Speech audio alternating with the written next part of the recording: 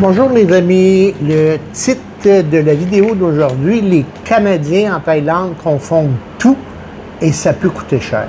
Alors restez jusqu'à la fin car vous allez apprendre plein de choses. Alors bonjour tout le monde, aujourd'hui on va démystifier quelque chose qui revient constamment dans les commentaires que j'ai suite aux vidéos que j'ai déjà faites.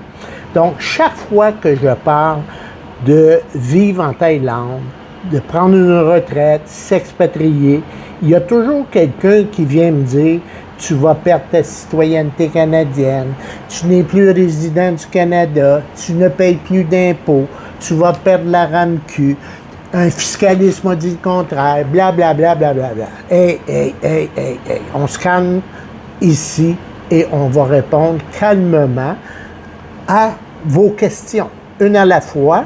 Et là, tout le monde mélange tout. Alors, aujourd'hui, on va prendre notre temps et expliquer simplement la différence entre la citoyenneté canadienne, qu'est-ce que c'est, la résidence permanente, qu'est-ce que c'est, la résidence fiscale, qu'est-ce que c'est, et plusieurs autres notions qui sont souvent confondues. J'entends plein d'expats, là, ils parlent de toutes sortes d'affaires, ils vont sur des sites Internet, des communautés Facebook. Oh là là là là! Parce que mal comprendre ces concepts-là peut parfois avoir des conséquences importantes et coûter même très cher. OK? Alors donc, écoutez, là. On commence par la citoyenneté. Qu'est-ce que c'est? Commençons par le plus simple. Moi, je suis citoyen canadien. Moi, je vis en Thaïlande et même si je passe 10 ans, 20 ans en Thaïlande, je demeure toujours citoyen canadien. N'oubliez pas ça, les amis. La citoyenneté canadienne ne disparaît pas simplement parce qu'on vit à l'étranger. Elle reste valide à vie. Et sauf cas exceptionnel, comme si vous avez obtenu votre citoyenneté par la fraude. Là, évidemment, ils peuvent vous la faire sauter.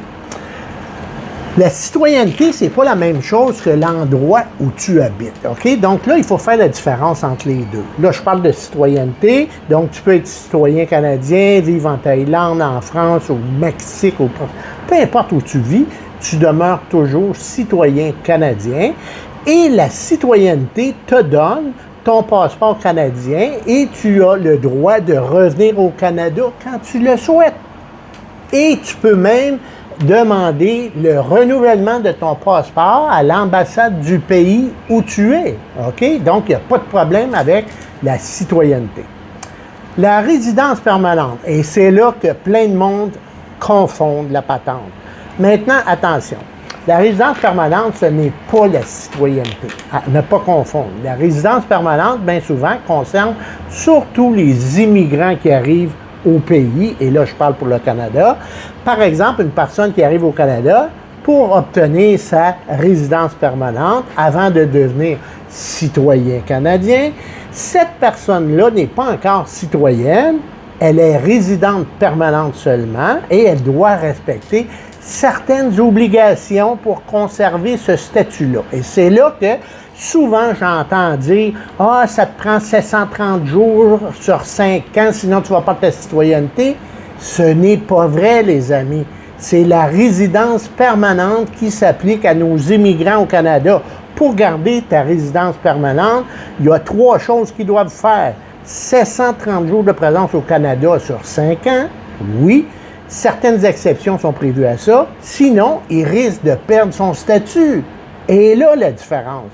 Donc, quand quelqu'un me dit « tu vas perdre ta résidence permanente parce que tu es en Thaïlande puis tu ne reviens pas au Canada », ce n'est pas vrai, les amis. Ça ne me concerne pas directement puisque je suis citoyen canadien. C'est une notion qui est complètement différente. La résidence fiscale, là, on rentre dans un sujet. Ne partez pas, les amis, là, parce que ça risque de vous coûter cher. Là, on arrive au sujet qui crée le plus de confusion. La résidence fiscale. La résidence fiscale détermine dans quel pays tu es considéré comme résident aux fins de l'impôt. Et ça, ce n'est pas automatiquement lié à la citoyenneté, les amis, là. On peut être citoyen canadien et résident fiscal canadien, tout comme on peut être citoyen canadien et non résident fiscal canadien. Ce sont deux choses complètement différentes. Et c'est là que beaucoup de gens se trompent. Donc, tu peux être citoyen canadien, vivre à l'étranger, rester résident fiscal canadien. Ce n'est pas automatique. Le fisc, lui, va regarder surtout tes liens que tu as avec le Canada, ton domicile, tes comptes de banque, ta vie économique, familiale, etc., etc. Et c'est eux qui vont te dire si tu es fiscalement résident canadien, résident fiscal canadien, ou tu ne l'es pas.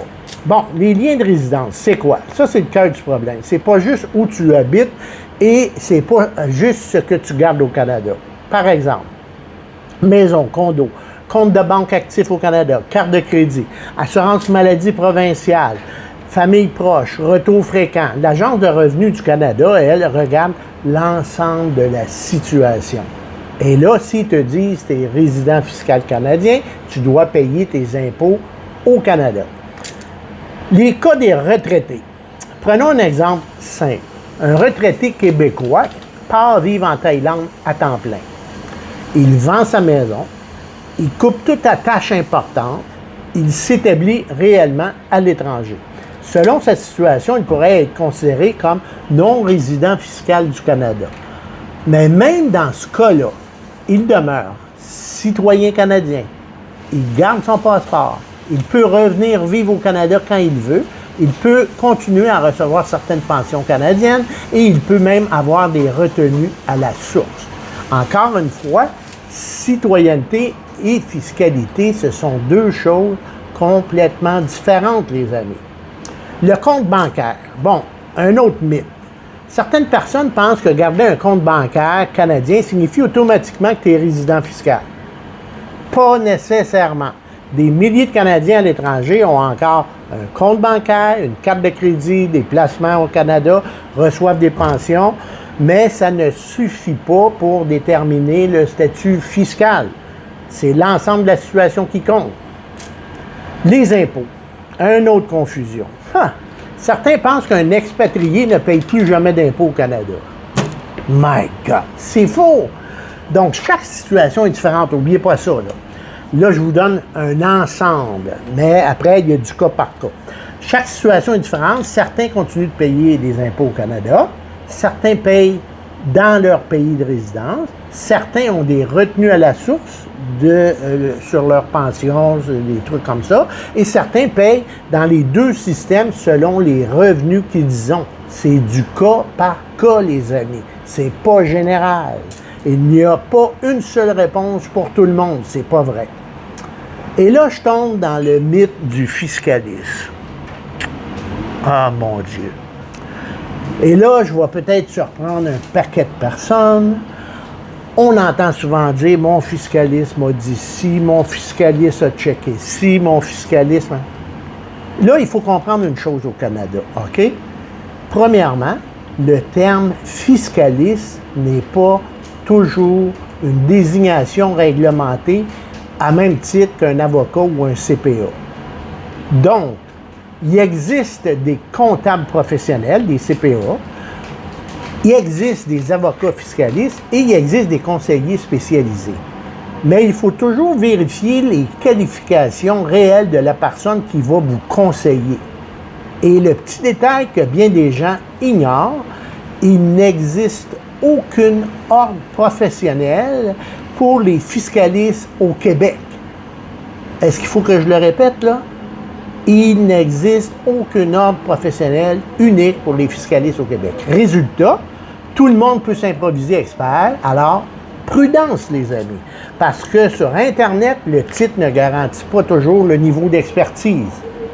Et la complexité fiscale, la fiscalité canadienne est extrêmement complexe, et nous, au Québec, on a deux impôts à payer. On a la loi sur l'impôt sur le revenu qui est composée de centaines de règles et on a au Québec la loi sur les impôts.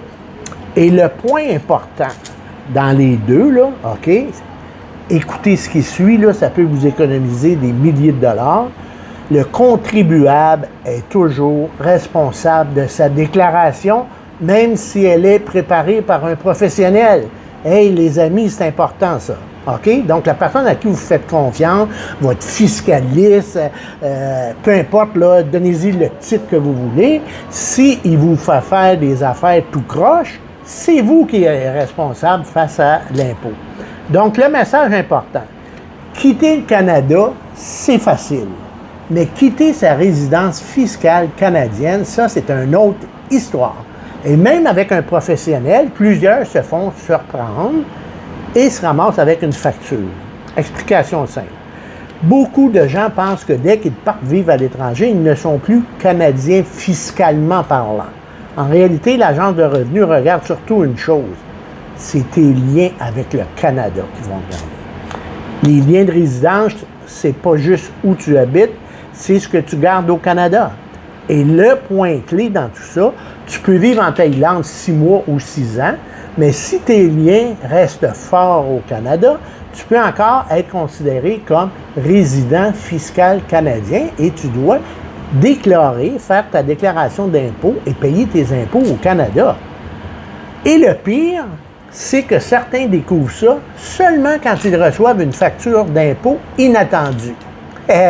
Alors, dites-vous bien, là, dites-moi dans les commentaires, quelle est la plus grande confusion que vous avez entendue concernant les Canadiens qui vivent à l'étranger? J'aimerais ça le savoir et je vais y répondre. Et continuez à vous abonner pour ne pas manquer aucune des vidéos sur plein de sujets sur comment s'expatrier, comparaison de prix, on a parlé d'inflation, Québec, Montréal, Thaïlande, etc. C'est tous des sujets qui vous touchent financièrement, les amis. Alors, n'hésitez pas, abonnez-vous sur ma chaîne, au commercial André Chabot 2025. N'hésitez pas à me faire des suggestions de vidéos. Je suis là pour répondre aux questions et vous aider. Salut les amis, ne manquez pas la prochaine vidéo.